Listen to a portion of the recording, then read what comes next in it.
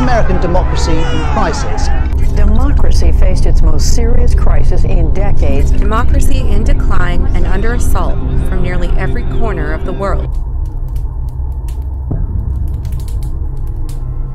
খসে পড়ছে কুফরি গণতন্ত্রের শয়তানি মুখোশ।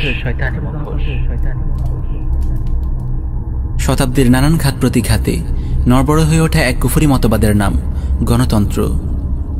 খেলাফত পরবর্তী সময়ে দেখারা মুসলিম উম্মাহকে সাময়িক সময়ের জন্য ধোঁকা দিতে সক্ষম হলেও একবিংশ শতাব্দীর এই টালমাটাল সময়ে গণতন্ত্র তার আসল রূপ প্রকাশ করেছে। সময়ের নির্মম বাস্তবতা ঘোরের মধ্যে থাকা স্বপ্নবিলাসী মুসলিমদের চোখে আঙুল দিয়ে দেখিয়ে দিয়েছে আজকের পৃথিবীতে গণতন্ত্র নামক এই কুফরি মতবাদের অস্তিত্বের অযৌক্তিকতা ও অসারতা। গণতন্ত্র মূলত সামান্য কিছু সময়ের জন্য চমক সৃষ্টি করতে সক্ষম হলেও ক্রমশ খোলাভাবেই প্রকাশ পেয়েছে এর মুখোশের আড়ালের নগ্ন চেহারা। যতই দিন গড়াচ্ছে গণতন্ত্রের অন্তঃসার শূন্যতা যেন প্রকটভাবে দেখা দিচ্ছে। অরাজকতা, গুম, খুন, হানাহানি যেন এক নিত্যকার অনুষঙ্গে পরিণত হয়েছে এই শাসন ব্যবস্থার। প্রকৃত অর্থে মানবরচিত একটি কুফরি মতবাদ হিসেবে গণতান্ত্রিক শাসন ব্যবস্থার কাছ থেকে এর চাইতে ভালো কিছু প্রত্যাশা করাও এক প্রকার মূর্খতা। শান্তি, সৌম্য, সমতা, ন্যায় বিচার কিংবা নিরাপত্তা এই জাতীয় ট্রেডমার্কগুলোকে পুঁজি করেই আজকের দুনিয়ার গণতান্ত্রিক তাগুত শাসকের দল জনসাধারণের সাথে ধোঁকাবাজিতে লিপ্ত আছে। কিন্তু আসল চেহারাটি কেমন? গণতন্ত্রের নিরীহ বলি বনাম বাস্তবতা। গণতন্ত্রের ফেরিওয়ালারা সাধারণত গণতন্ত্রকে একটি শান্তি, নিরাপত্তা ও সমতার মতবাদ ও শাসন ব্যবস্থা হিসেবে উপস্থাপন করে থাকে, যদিও বাস্তবতা আমাদেরকে এক ভিন্ন চিত্রই কেবল প্রদর্শন করে। খুন ও লুণ্ঠনের স্বর্গরাজ্য এই গণতান্ত্রিক শাসন ব্যবস্থার কিছু হালচাল আজ আপনাদের সামনে তুলে ধরতে চাই। আইন ও সালিশ কেন্দ্র আশকির হিসাব মতে 2014 থেকে 2019 এই 6 বছরে দেশে মোট 3710টি রাজনৈতিক সহিংসতার ঘটনা ঘটে। করোনাকালীন 2020 সালের 157টি ঘটনা যোগ করলে যার সংখ্যা দাঁড়ায় 3867তে। আর এই 7 বছরে ক্ষমতার লড়াইয়ে সব মিলিয়ে আহত হয় 43,204 জন এবং নিহতের সংখ্যা পৌঁছে 666 জনে। কথিত নির্বাচনে সংঘাত সহিংসতা এবং ক্ষমতার লড়াইয়ের বলি হয় এতগুলো নিরপরাধ মানুষ।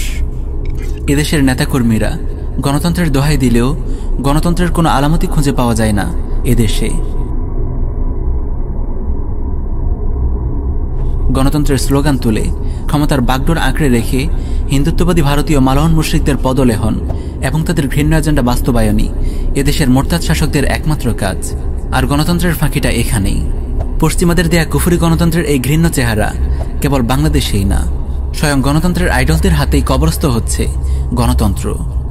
সম্প্রতি আমেরিকার প্রেসিডেন্ট নির্বাচনে করচুপির অভিযোগ, তথাকথিত মহাপবিত্র নির্বাচনের ফলাফলকে থোড়াই কেয়ার করে ক্যাপিটল হিলে ট্রাম্প সমর্থকদের হামলা ও ভাঙচুরের ঘটনা জানান দিচ্ছে গণতন্ত্রের রাজঘড়িতে বিদায়ের ঘণ্টা বেজে গেছে।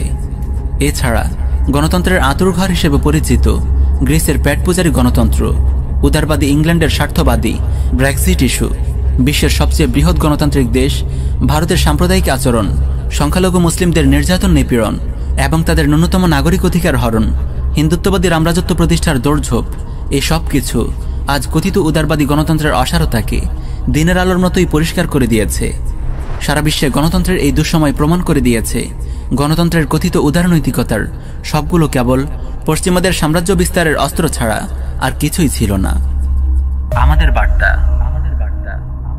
প্রিয় উম্মা, গণতান্ত্রিক ব্যবস্থার মুখোশ পরে থাকা হিন্দুত্ববাদী ভারতের পোষা তাগুত সরকারের শয়তানি সম্পর্কে আমরা সচেতন হই। আমাদের চারপাশে এখনো যারা এদের সম্পর্কে ধোঁকায় নিমজ্জিত আছে তাদেরকে সচেতন করি। আজ যদি আমরা গাফলতের ঘুম ভেঙে জেগে না উঠি তাহলে শীঘ্রই হয়তো দেখা যাবে কাশ্মীর, হায়দ্রাবাদ কিংবা গুজরাটের করুণার্ত চিৎকার প্রতিধ্বনিত হচ্ছে বাংলার জনপদেও। আজ যদি আমরা গাফলতের ঘুম ভেঙে জেগে না ওঠি, তাহলে শীঘ্রই হয়তো দেখা যাবে কাশ্মীর, হায়দ্রাবাদ কিংবা গুজরাটের করুণার্ত চিৎকার প্রতিধ্বনিত হচ্ছে বাংলার জনপদেও।